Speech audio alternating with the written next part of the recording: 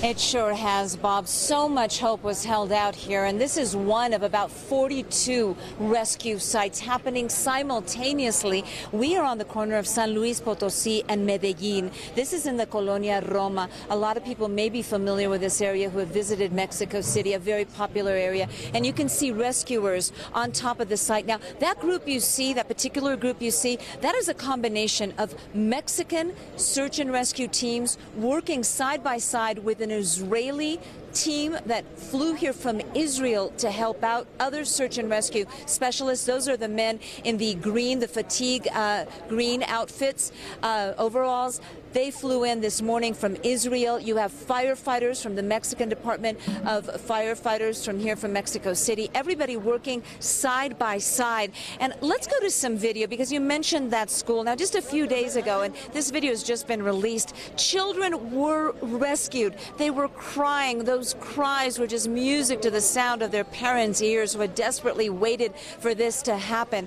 But with this joy came also a lot of sadness. The bodies of 21 children recovered, 5 adults, including a school teacher whose body was found in the rubble overnight. And you mentioned the little girl. She is still buried under 3 stories of her school. This is in the south of Mexico. We were there yesterday when, as you mentioned, she was able to wiggle her fingers.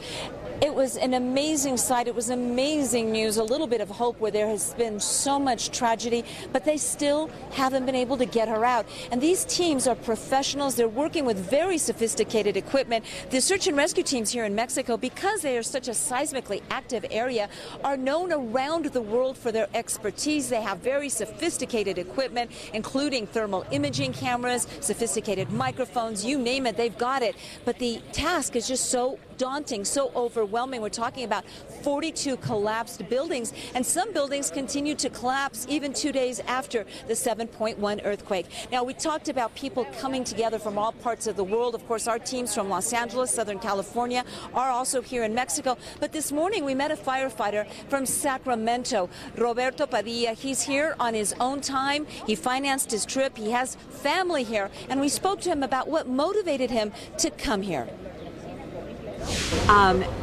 What brought you here, Roberto? What's in your heart right now? This is my hometown. You're very emotional, aren't you? When you look over there and you know that a man's trapped, it's my home. So you're taking your own vacation days, your own days off to be here? I got support. I created a GoFundMe. They helped me put the airline ticket. My family picked me up here at the airport. I had a plan. I've been planning since Tuesday. We had some family that was unaccounted for. They found them. My cousin lives right across the street from the main school that collapsed. He sent me a picture. So I knew I had to get down here. And I'm happy because as soon as I got here, I mean, literally within 2 seconds, you know, they put me up on the pile, and that's what I came here for. You know, this is my town. Back here live, you may be able to make out a team of men in yellow vests. They just walked away. That's an engineering team from a company from Spain that are here coordinating the heavy machinery.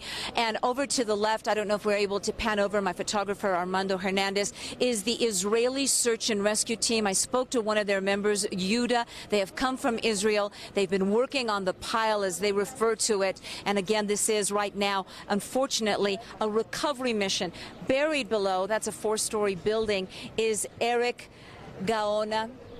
He was working at Laboratorios Azteca, a medical laboratory facility. He was at his desk when the earthquake struck. He tried to get out of the building, and unfortunately the building collapsed around him. Now, he did communicate with rescuers. There were signs of life from Eric, but sadly, there are no longer signs of life. His family has been notified, and this rescue mission is now a recovery. Rescuers here, though, tell me they will not leave until they get his body out to hand it over to his family. As you can imagine, with the death toll now at around 250. There have been major funerals here in Mexico City. And of course, this isn't the only place where this is happening. This is happening also in the surrounding states of Morelos, of Puebla. There are collapsed buildings and many, many deaths also. Reporting live in Mexico City, I'm Gigi Gracia, Fox 11 News.